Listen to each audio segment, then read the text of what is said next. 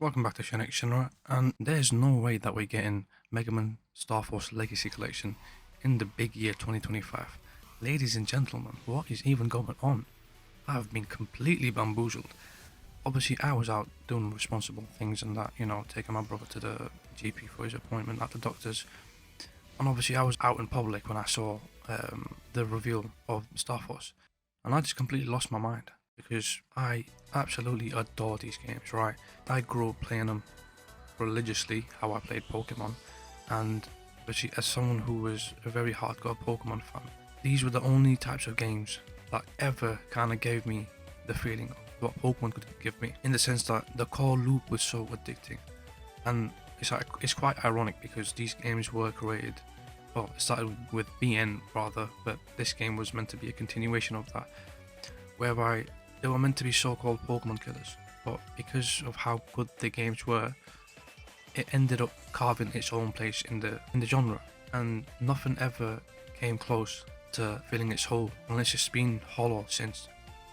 I do genuinely think these games are so fun. I would highly suggest these games to people who are Pokemon and Nintendo fatigued right now. But even in general, I would highly recommend it to someone who wants to have a piece of a fun core game loop that kind of sucks them in and makes them sink hours into a game. I'm so excited because people can finally have a chance to play these games.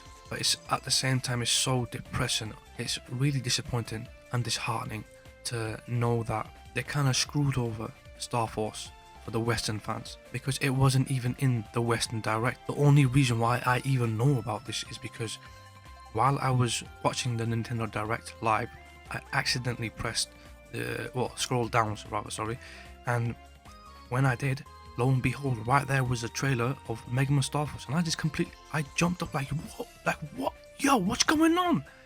I was going crazy basically, and the games, I was like, there's no way that we're getting it, and I'm so glad of course, that we're finally getting the game, but I'm not happy at the way that they announced it. And furthermore, the game is already screwed in the sense that I only recently found out within the last few years that Star Force was not well received in the West, and that really upset me because I enjoyed these games, right? BN and this, Battle Network and Star Force, but at the same time I can slightly understand why that is the case, because to bring out these games' true potential, you did need to have other people that you knew to create, a brother band, and I was lucky enough, fortunate enough to have that in my life. So I never really felt the lackluster feel to the game, because I truly experienced the game that the game was intended to be experienced, and as a result, I absolutely adore these games. So now I'm having to build hype around the game by making this video, and I do genuinely hope that I get even some of you to buy and play it, and I promise you guys will have fun. These two games were the only games from my childhood, at least, that kind of encapsulated the same feeling that Pokemon would when I would play them. And the core loop was simple, right? You beat enemies, you get new chips, you collect chips, you can trade them, you can also make a brother band with friends, and you can also fight, a versus mode against your friends. Not necessarily friends, but people on the internet. Now back then it was difficult, right? Because Wi-Fi was not widespread, not everyone adopted it, so it was very hard to find people to play against. Nowadays we've got Wi-Fi, so there's nothing to worry about in that sense. You guys don't have to go through hoops and hurdles that I used to have to go through to play these games. But I guess there is a case to be made that the reason why OG games are so beloved and precious is because you kind of had to work for them. Nowadays games have made things so much easier, and so people just kind of don't appreciate nothing. Regardless, I'm just kind of glad that we're getting this game. I did not think that we would get this game because of how poor the OG games did. We do need to wait and see, but I will say, however, from first glance, you guys are missing out on one thing, and that was icon creation. Now I know that's something that's proper niche, and not everyone is going to have the time, patience, nor interest to even attempt doing it. However, I remember I would spend hours, me and my siblings would spend hours creating our icons within the OG games. But it seems like now you have kind of like these Pokemon ID cards that you can change the themes for, as opposed to changing the actual icon. And you could make it from scratch. I feel like they're changing it because not trust people nowadays. They end up making something lewd, and yeah, you can't have that on like a game made for kids. So yeah, I mean, I'm just whatever, bro. Just give me the game. And honestly, they couldn't have revealed the game at a better time. I was literally just about to start up these games and replay them because, you see, because of Nintendo's recent actions, I've just been kind of put off by them, right? For the first time since the Switch's announcement or reveal, or since the time that I got it in my hands, I've constantly been looking forward, and I feel like the Switch did a very good job at making us looking forward to good things. Whether it be new games, remakes, legendary titles, things coming back, it was a beautiful time to be a fan, but because of how absolute landslide this Nintendo Switch 2 has been and everything around it, it's helped me to stop and look back and appreciate the games that I've played and look back, even further to my childhood, play those games and appreciate them. So I was, as a result of that, going to start up Star Fox and play it. I had money saved up for the Nintendo Switch 2, right? And I had more than enough money. I could have bought the Nintendo Switch 2, I could have bought accessories with it, and I could have also bought games with it. I had the money saved up for it that I had been saving for some time, but on principle, I could not support that BS. So what I did was I ended up putting that money towards a brand spanking new Nintendo DSi XL that someone's nan had, and all she would ever play was Brain Training, because that was a big game back in the days, and obviously she died and it was in absolute pristine condition with the box and everything. So yeah, I ended up buying that along with accessories, and I still had money to spare. And obviously, when I played these games back in the days, I played it on a DS Lite and on a DSi. So I never had the XL, and now with my big manly hands, I still have my old consoles, but I didn't. It was kind of hard to play on them, so I wanted to have a bigger console so I could play my OG games and enjoy them again. Obviously, I'm not going to go too much into it because I do actually plan on making a video on it sometime. But anyway, so yeah, I modded it.